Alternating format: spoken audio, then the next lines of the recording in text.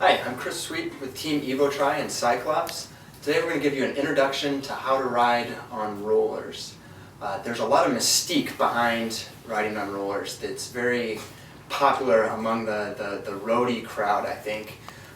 And because of that, there's a lot of resistance from the average age group cyclist or triathlete to get on a set of rollers and just try it out.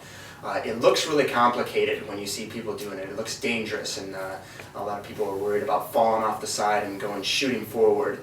So today we're going to show you how to set them up and talk a little bit about the benefits. So why would you want to do this instead of being on your stationary trainer or going to a spin class? The rollers have a number of advantages over a fixed system like a spin bike or a trainer. The first one is going to be that you can really improve your pedaling efficiency, and that's the core to getting faster and just using the power that you have more efficiently. So it does that by giving you very good feedback, and this is what people are worried about falling off the side or bouncing around. You need to have a really smooth spin to ride rollers, and it does a great job of teaching you to do that. It's also, I would say, not as boring as being on the trainer or the spin bike because you're focused. It's a much more real-world feel. You really feel like you're riding, and you can't take breaks, obviously. You need to keep that momentum up on your pedals, otherwise you lose your momentum and you probably do have a good chance of falling off the side. Another good benefit is it's going to help your handling skills. This can really save you in race situations or just being out on the road if you have a better sense of your balance on the bike and how you handle it. So the first part about learning to ride rollers is to make sure that you have it set up properly. I think a lot of people skip this step and just jump right into trying to ride on the things without spending any time. So I'm going to give you a quick introduction to how to set up this set of CycleOPS rollers. And most rollers are very similar. You've got two drums in the back here, and the front drum is connected to the rear with an elastic band. This is the same no matter what brand of rollers that you're looking at. And this is what allows the front wheel to spin and you to keep up momentum because the two drums are connected. So the first thing that you want to do that we've already kind of done is make sure that the rollers are level. You want to check and make sure that they're relatively level. If not, you can shim it out. Just make sure that they're pretty close to level. The next thing that you want to do is make sure that you have the bike set up properly on the rollers. And to do that, I'm going to grab my bike. And the big thing with setup here is to make sure that this front axle is directly over top the front drum or a little bit behind. You definitely do not want it forward of the front drum. It makes it really hard to balance. And if it's really far behind, it makes it more difficult. So the best way to do that is to get some sort of a plumb line. Just got a plumb line here, and you place that over your front skewer. Move my bike over. So what we're looking for here is to make sure that the front axle is either directly over top the drum or a little bit behind. In this case, I'm a little bit behind, and that's okay. Remember, you don't want to be in front. Directly over top is okay, and not really far behind. It makes a big difference when you go to start riding. The next thing that you want to check is tire pressure. If your tire pressure is low, and again, it creates a lot of resistance. It makes it hard to learn. So set your tire pressures about the same as you would when you're out on the road. So 110 psi, somewhere around then, is going to make it really easy to ride and to spin it up. You'll have less resistance doing that. All right, now that we've got our bike set up, there's a couple things to do to get the riding area set up. One of the things you want to do is stay centered over the top, the middle of the rollers. So one thing you can do is take some masking tape and center it in the middle of your rollers. So I'm just going to tape this to the floor in front of me, like so. So you don't want to look down. It's nice to be able to look forward and have know where the center of your rollers is. This is a great trick for beginners. You don't have to do it after a little while, but while you're learning, to have a center line is very helpful. So the next thing to decide is to actually where to set up the bike. And a lot of people will tell you to set it up in a doorway so that you have two sides to grab onto if you start to get wobbly. I wouldn't recommend the doorway. I think if you do manage to fall off the rollers, the potential for banging up your knees or your elbows or something is a lot greater in the doorway. So what I like is just a long, straight wall that you can kind of lean into. So you get a good sense as you're starting that you can always lean into the wall, and it's actually very unlikely that you're going to fall. So if you're worried about falling out the other direction, you can set up something like blankets or couch cushions or something like that. But I think the safest way to learn is just having a nice wall that you can hold on to for starting and stopping. That's the easiest way to learn, is against a wall. So the next step before we start riding is how to get on the bike on the rollers. The rollers raise your bike up a couple of inches off the floor, so it's a lot harder to get on than just swinging your leg over the seat. There's one trick here, and it's a simple one, but just always remember to make sure that you're grabbing on to one of the brakes. If you're locking up the wheels, that way they're not spinning on the rollers, it's not nearly as hard. So I'm going to make sure that I grab one of the brake levers. I'm going to hold onto the wall, step over my bike, and I'm going to clip into one side. You may have to let the bike roll forward. Clip into the downside, clip into the other side. Now we're ready to start. Okay, so now we're ready to ride. There's a couple of things that you should know before you get started. Momentum is your friend, so getting the wheels up and running is actually going to help you out to have a high turnover and really get those wheels moving. That helps your balance out a lot.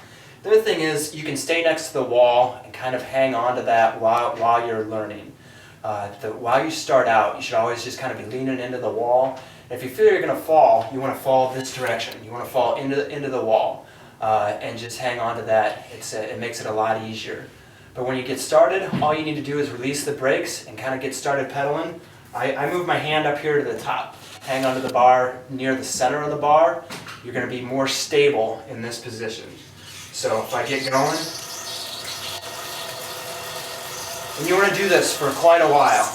You'll see that you kind of get wobbly, but this is part of the learning process. You just want to keep your hand on that wall and get a sense for how you're feeling on the bike. Just get a little bit of practice. You want to do this for quite a while.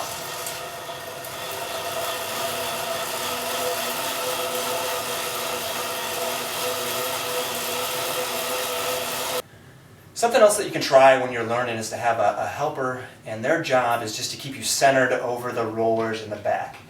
They're not necessarily going to be able to keep you up, but they can keep you from riding off to the side. So having somebody help is another way to learn. We're going to kind of show that here. I'm still hanging on the wall, but I'm a little bit more stable because I got somebody centering me in the back.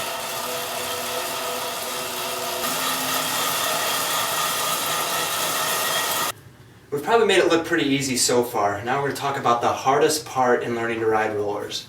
And the hardest part is that transition from your nice stable wall onto the bike handlebars. There's no real good way to learn this other than to try it. You want to get stable, leaning into the wall. The thing you need to do is a smooth transition. You want to just go nice and smooth onto the center of your handlebars. Your hands are more stable in the center, that's why we do it instead of out in the hoods. You can get out into the hoods and the drops and the aero bars if you have them later on, but when you're learning, you want to go towards the center. So I'm going to show an example of this transition. First thing we do is just get up to speed. We're just riding, hanging onto the wall, and I'm going to do a nice smooth transition to the handlebars. And that part maybe looks easy, but it's the trickiest part to learn to ride rollers. So when you're ready to stop, lean into the wall, just grab onto it and grab your brakes. So once you've got the hang of riding rollers, there's an almost unlimited number of tricks out there, and you can search the internet if you want to see some of these. A lot of them are just tricks, and there's no real benefit to them. But there are two that look like they're just for show, but there's a lot of benefit to be had. I'm going to show you both how to stand up on the rollers so you can kind of simulate some hill climbing or some semblance of intervals. It's much harder to do, and this is not something for a beginner. The other thing that I'm going to show you is how to do single-legged drills. It really helps to smooth out your pedal stroke to be able to ride one-legged on the rollers. So if you want to simulate some hills or some harder intervals, you want to get into a larger gear. And this takes some practice, and it's hard to do at full speed, so I'm going to do it a little bit slower. You can stand up on the rollers. You have to really be careful to stay centered. You need a smooth pedal stroke to do this.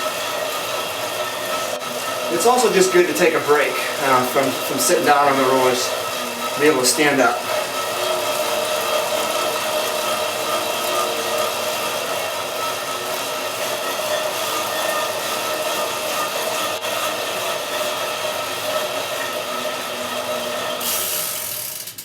The single leg drill is one of the best drills that you can do on a stationary trainer or on rollers. The rollers definitely add another element to the single-legged drill because you've got to keep up your momentum. You can't slow down or you're going to really have a hard time staying balanced.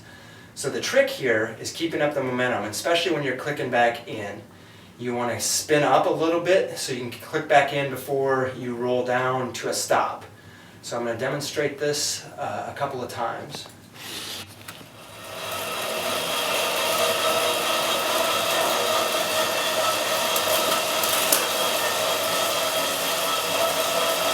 So I've got my wheels up to speed. I'm just going to click out.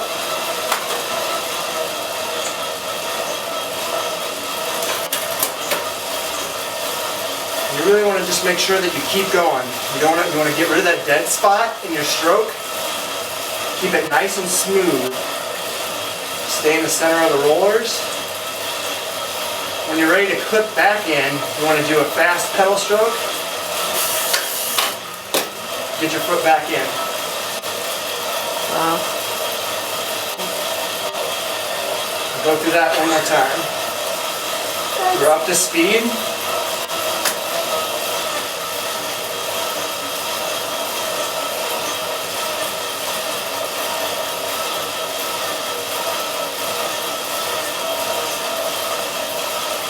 You can even hear the dead spot.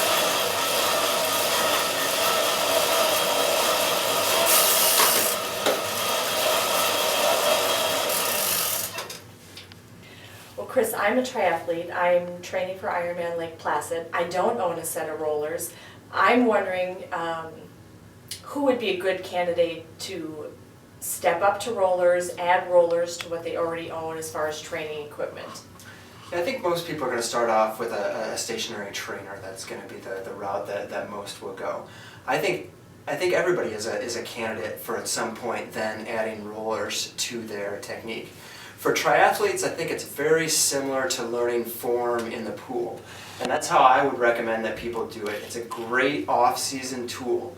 The same way that you rebuild your stroke in the pool by doing drills, working on form, that's how I like to see athletes use the rollers. You rebuild your pedaling form and efficiency mostly at the beginning of the season. Then as you progress into things like harder intervals, those are better done on the road or on a stationary trainer.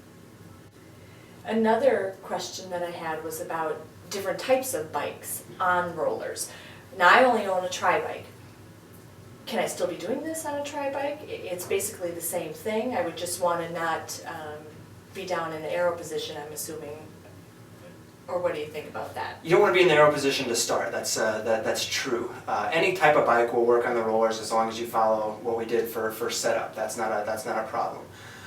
Aero bars is definitely a step above. You want to be very comfortable riding on top of your brake hoods before you get down into aero bars.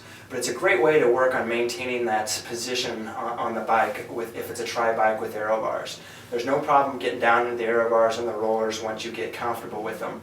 But you want to spend probably a few weeks being comfortable on top of the bike hoods before you jump onto the aero bars. Well, thank you so much for showing us how to do this. I know that I have learned a lot, and now I'm ready to get a set of rollers. There you go.